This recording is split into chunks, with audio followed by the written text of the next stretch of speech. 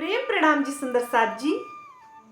आज कीर्तन ग्रंथ के 80वें प्रकरण का मंथन करेंगे।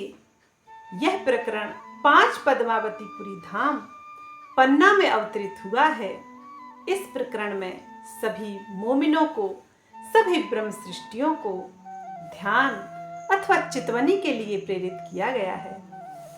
महामती जी कहती हैं, मेरे मीठे बोले साथ जी, हुआ तुम्हारा काम, प्रेम में मगन होइया, खुलिया दरवाजा धाम, सखीरी धाम जइए, सखीरी धाम जइए।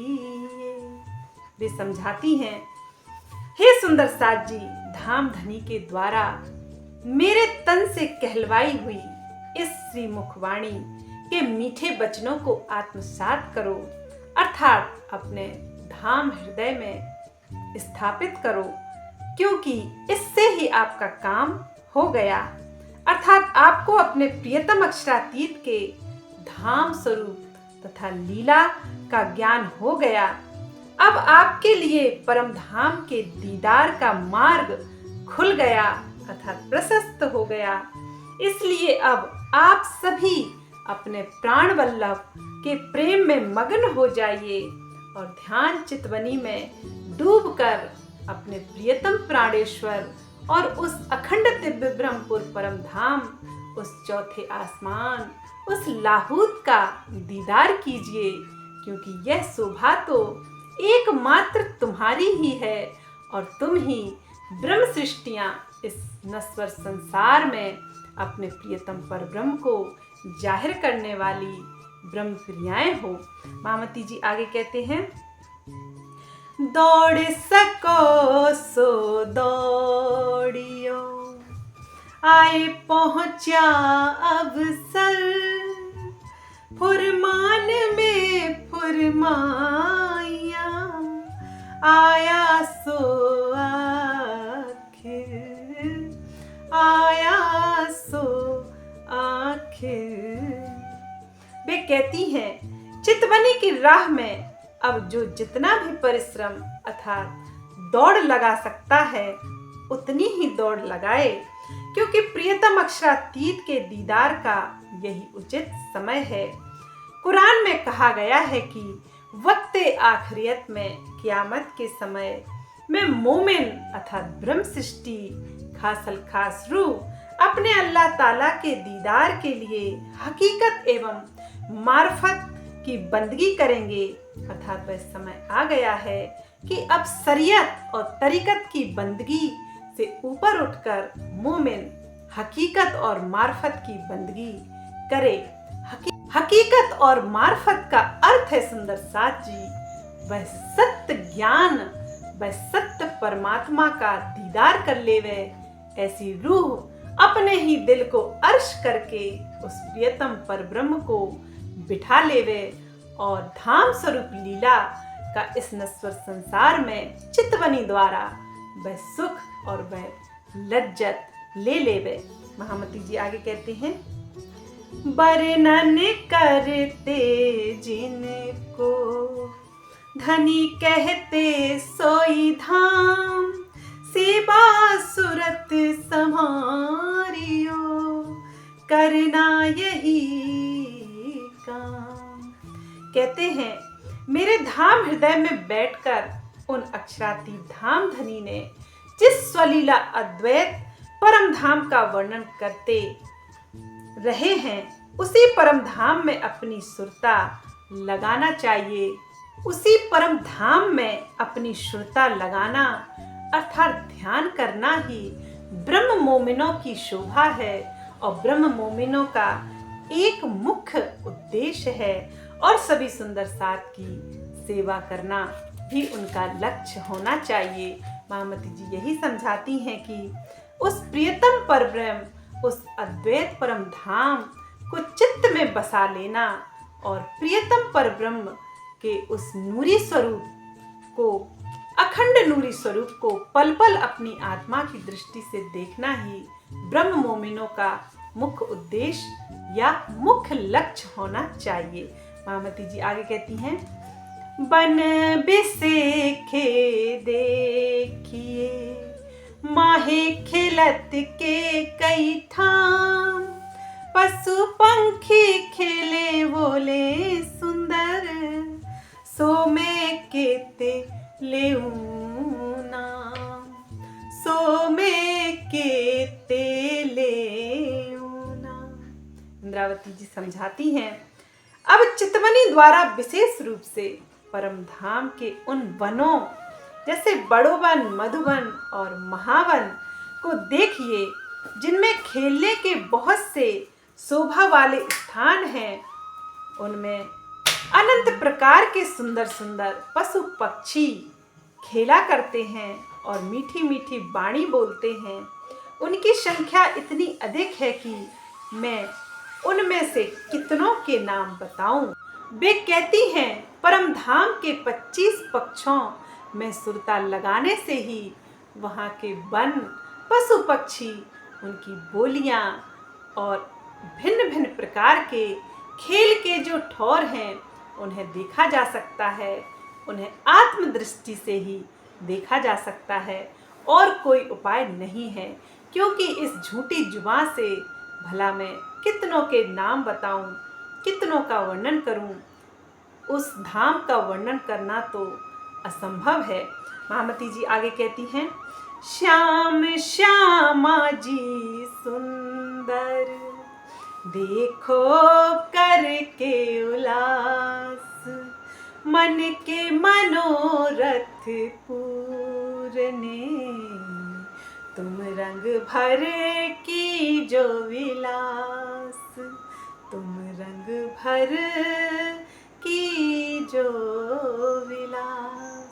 महामती जी कहती हैं, हे सुंदर साज जी, अब चितवनी के द्वारा तुम उस मूल मिलावे में विराजमान युगल स्वरूप की सुंदर छवि अर्थात नूरी मुखड़े को देखो।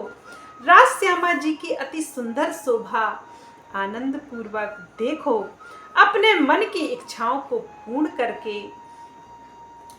करने के लिए चितवनी से मिलने वाले दीदार के रस में डूब जाओ और उस प्रियतम पर ब्रह्म के अखंड नूरी स्वरूप को देखकर उनकी नजरों से इश्क के जाम पियो। यही तो ब्रह्म सृष्टियों का आहार है, यही तो ब्रह्म सृष्टियों का जल पीना है। महामती जी यही समझाती हैं कि ब्रह्म सृष्टियों की तो एकमात्र प्यास अपने प्रियतम का दीदार करना और एकमात्र सुख अपने प्रियतम पर ब्रह्म के अखंड आनंद में खो जाना ही उनका अखंड परमानंद है। और वे उस आनंद को छोड़कर, उस परमानंद को छोड़कर इस मायावी जगत में लिप्त नहीं हो सकती। महामती जी आगे कहते हैं, इश्क आयो पियू को प्रेम सने ही सुध, अरे विविध विलास जो देखिए आये जागनी बुध, आई जागनी बुध। महामती जी समझाती हैं कि प्रेम की राह पर चलने वाली उन ब्रह्म प्रियाओं, ब्रह्म सृष्टियों, मोमिनों को परम धाम के उस अलौकिक प्रेम की वास्तविकता की पहचान देने के लिए ही उनके हृदय में प्रियतम का प्रेम आ गया। और अब हृदय में जागृत बुद्धि के भी आ जाने से सबके लिए यह सुनहरा अवसर है कि सभी मोमिन, सभी प्रिय आत्माएं, परम धाम की खास रूहें ध्यान चितवनी करके अपने प्रियतम, अपने स्वामी का दीदार कर लेवें और आनंदमय लीलाओं को ध्यान करके स्वयं परमानंद में डूब जावें। महामती जी आगे कहती हैं, आनंद बत्नी आइयो लीजो मंग कर, हंसते खेलते चलिए देखिए अपनों घर, ओ देखिए अपनों घर। वे कहते हैं, हे मोमिन रूहों, हे मेरे संबंधी, मेरे लाडले सुंदर साथ, इस प्रेममय चितवनी में डूब जाने से परम धाम के आनंद का रस मिलने लगता है, जिसे अपने हृदय में बहुत उत्साहपूर्वक ग्रहण करना चाहिए। इस प्रकार प्रियतम परब्रह्म की शोभा को हृदय में बसाकर स्वयं के ही हृदय को अर्श दिल कर लेना ही ब्रह्म मोमिनों की नियति है। अर्थात वे कह रहे हैं कि उनकी धाम स्वरूप लीला और शोभा को नियमित ध्यान में आनंद पूर्वक डूबे रहकर अपने निज घर को देखना चाहिए और बड़े ही उत्साह पूर्वक अपने प्रियतम परब्रह्म के नूरी मुखड़े को देखकर आत्मा में अखंड शांति, अखंड आनंद, अखंड प्रेम को भरकर इस नश्वर संसार में भी बड़े ही उत्साह पूर्वक, बड़े ही शांति से जीवन जीना चाहिए। महामती जी कहते हैं, हंसते खेलते हुए चलने का तात्पर्य है कि चितवन में अपने भौतिक शरीर एवं ब्रह्मांड को भूलकर स्वयं को परात्म का श्रृंगार सचकर परात्म का भाव लेकर उस प्रियतम के प्रेम में खो जाना चाहिए।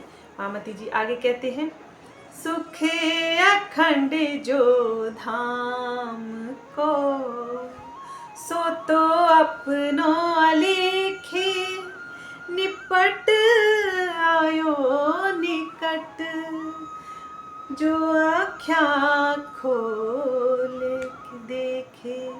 कहते हैं, अपने परम धाम के अखंड सुख तो अनंत हैं, यद्यपि उन्हें मन वाणी के द्वारा व्यक्त तो नहीं किया जा सकता, किंतु यदि हम उसके अपने आत्मिक नेत्रों से देखें तो यह स्पष्ट हो जाएगा कि वह अनंत सुख भी चितवनी के द्वारा हम रूहों को मिल सकता है और बड़े ही सुगमता से प्राप्त हो सकता है।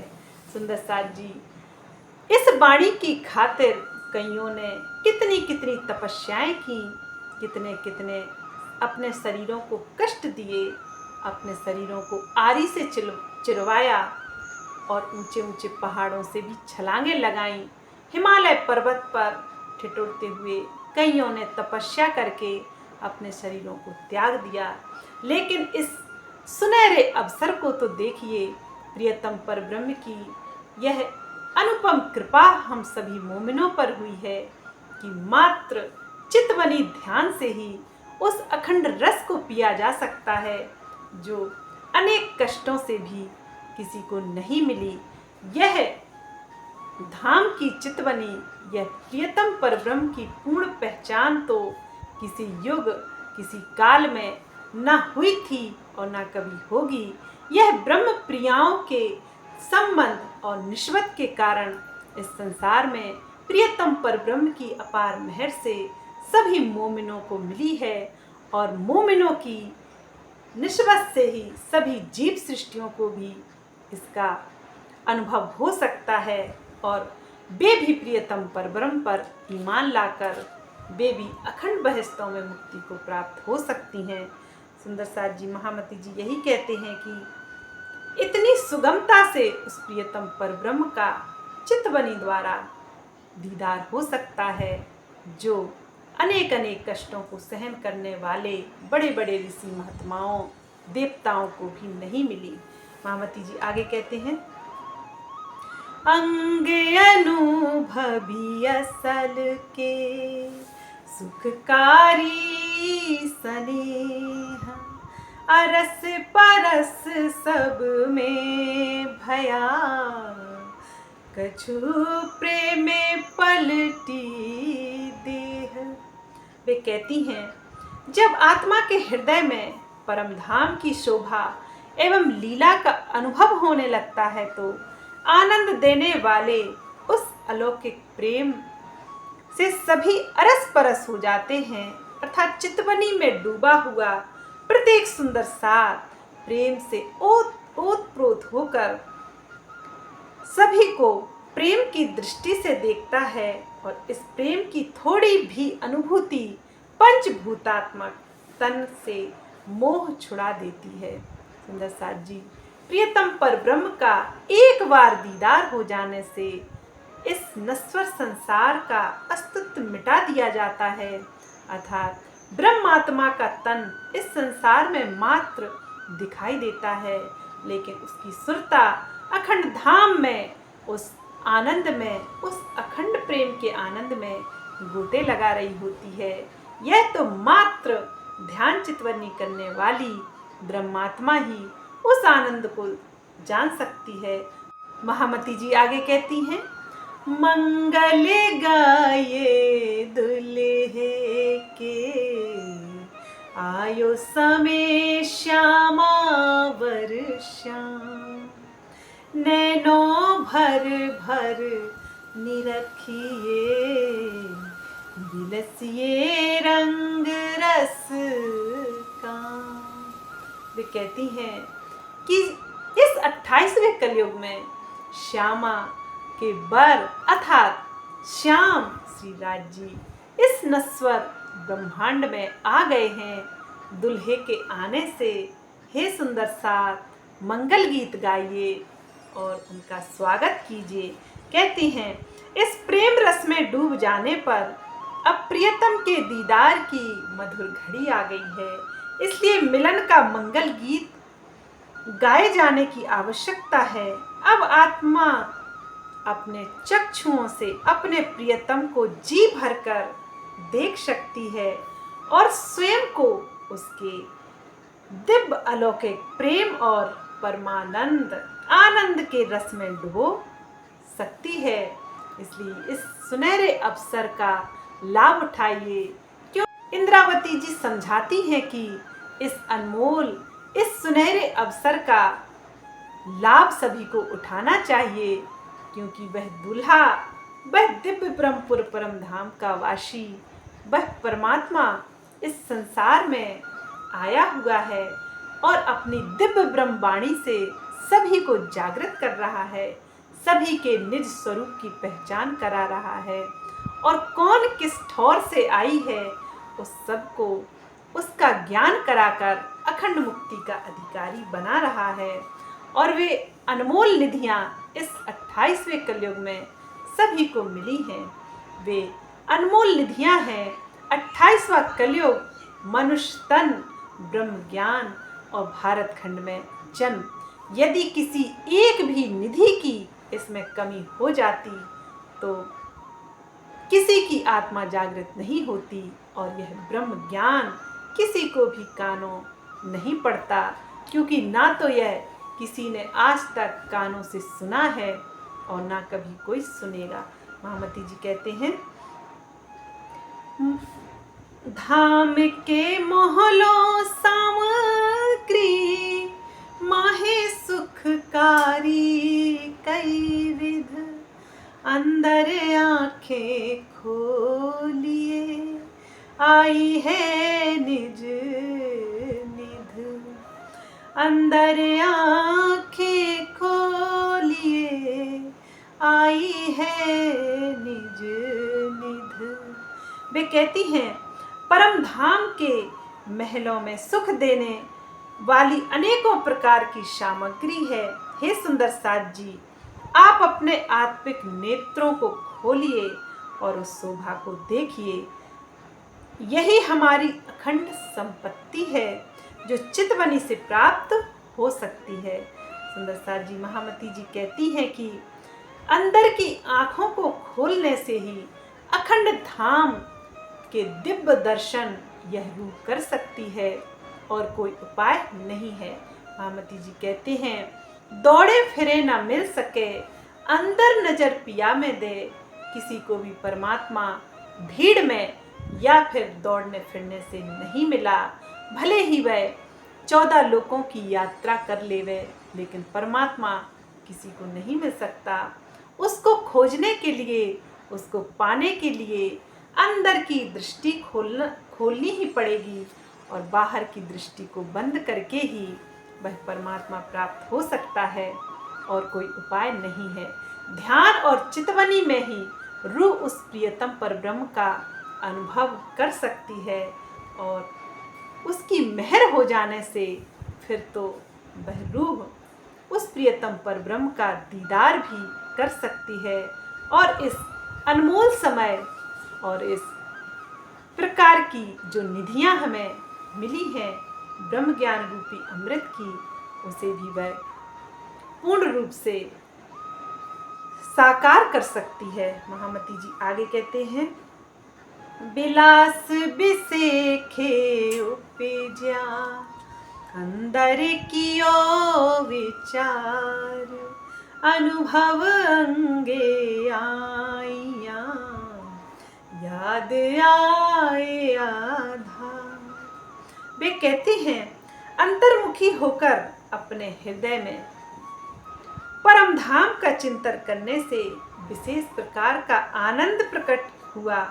चितवनी में डूब जाने से जीवन के आधार युगल स्वरूप की छवि दिल में बस गई, जिसका प्रत्यक्ष अनुभव मेरे धाम हृदय में हुआ। महामती जी बताती हैं कि उस प्रियतम परब्रह्म की युगल स्वरूप मेरे धाम हृदय में बस गई और मुझे अखंड आनंद की प्राप्ति हुई। हे मेरे लाडले सुंदर साथ, हे परम धाम के मेरे साथी, तुम सब भी उस युगल स्वरूप को धाम हृदय में बसाकर उस परम धाम की अखंड निधियों को प्राप्त कर लो, उस परमानंद को प्राप्त कर लो।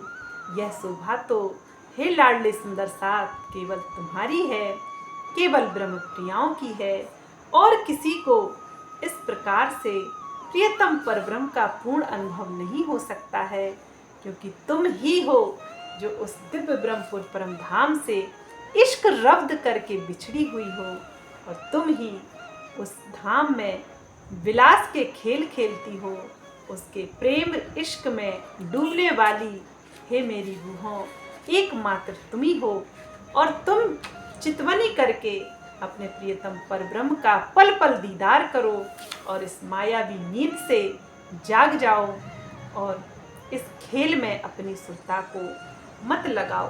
महामती जी आगे कहते हैं, दर्दी बिरहा के भीगल जानो दूर थे आए विदेशी, घर उठ बैठे पल में रामत दिखाई ऐसी।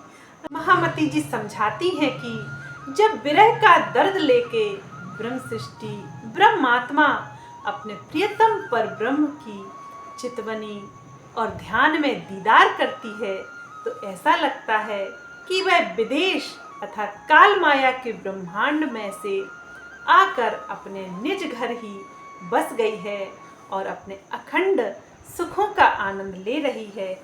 वे कहते हैं कि अपने निज घर में प्रियतम के पास पहुंच जाने से उसे वह काल माया का ब्रह्मांड विदेश के समान कष्टकारी लगता है और फिर उसकी सुरता इस खेल को देखने की नहीं होती है।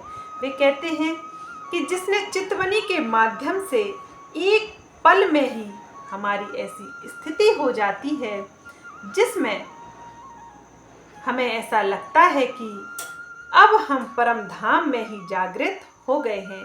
सुंदर साथ जी उस प्रियतम परब्रह्म की मेहर से जब चितवनी किसी आत्मा की लगती है तो वास्तव में उस आत्मा को यही अनुभव होता है कि हम परम धाम में जागृत हो गए हैं और हमारा वही निज घर है, हम वहीं के रहने वाले हैं, यह आत्मा को अनुभव हो जाता है।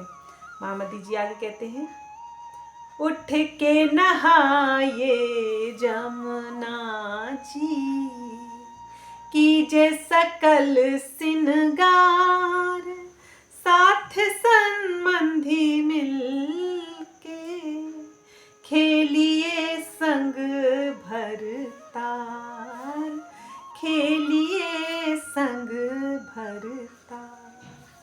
वे कहती हैं, हे मेरे सुंदर साथ, हे मेरी रूहों, हे परम धाम की संगी आत्माओं, तुम यमुना में नहाओ और अपने प्रियतम परब्रह्म के साथ हास विलास करो।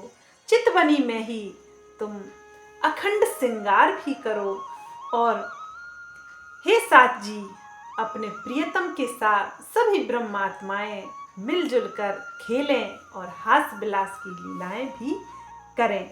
महामती जी आगे कहते हैं, महामत कहे मलपतियां आओ निज वतन, बिलास करो विध विध के, जागो अपने तन।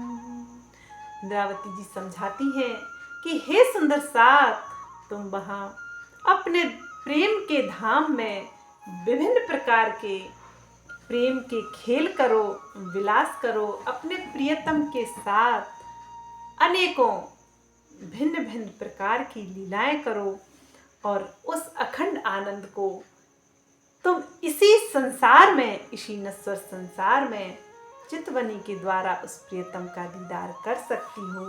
कहते हैं, सुंदर साथ जी, अब आप मुस्कुराते हुए चितवनी द्वारा परम धाम पहुंचिए और अपने मूल तनों की शोभा को धारण करके अनेक प्रकार से आनंदमयी लीलाएं कीजिए।